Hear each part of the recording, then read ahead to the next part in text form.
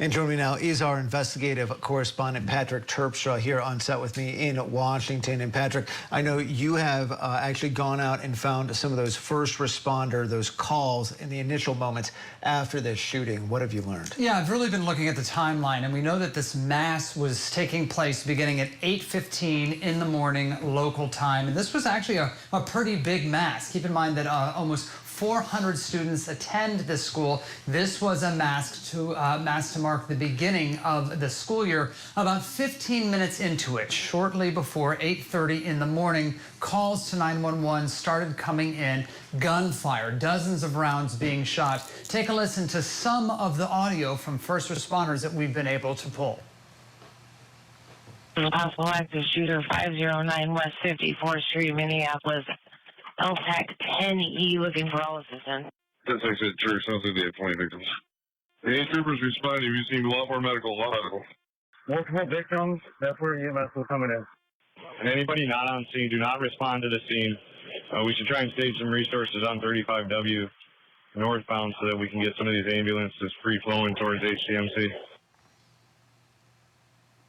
Now, police quickly assessed the situation, realized that the shooter was no longer an active threat and had, in fact, taken his own life, according to police. At that point, they went inside the church and began helping students and some adults to safety, many of them hiding in the pews.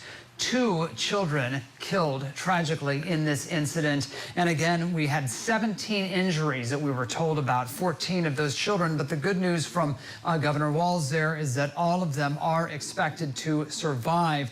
Again, the gunman also taking his own life. Once first responders realized that the situation was under control, they shut down portions of Interstate 35, that major artery, major thoroughfare, so that ambulances could then ferry the injured to the hospital in order to get treated. Also, we're told that first aid was provided on the ground as well. A reunification zone was set up. We've been watching a video all afternoon, seeing very relieved parents walking with their kids in some cases, a lot of tears as well. Just an unthinkable nightmare scenario for so many parents at the beginning of the school year, Andrew. Yeah, and Patrick, unfortunately, anyone in journalism, it feels like, for any significant or even insignificant amount of time has had to cover a situation like we are seeing play out in Minneapolis.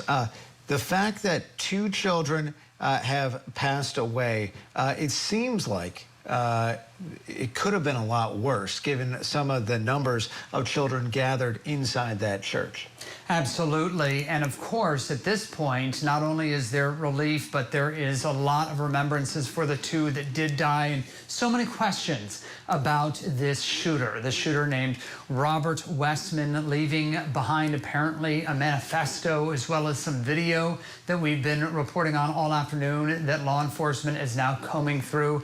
FBI Director Kash Patel saying that this is being investigated as more than just a shooting. It's also being investigated as an act of domestic terrorism and a hate crime against Catholics. So the piecing together of what this motive was continues. Some writings there that would indicate that this was not just targeted at the school, but perhaps had some political meanings as well, anti-Trump messaging. So all of this continues to be investigated at this hour. That question of motive, though, is not something we have an answer to just yet.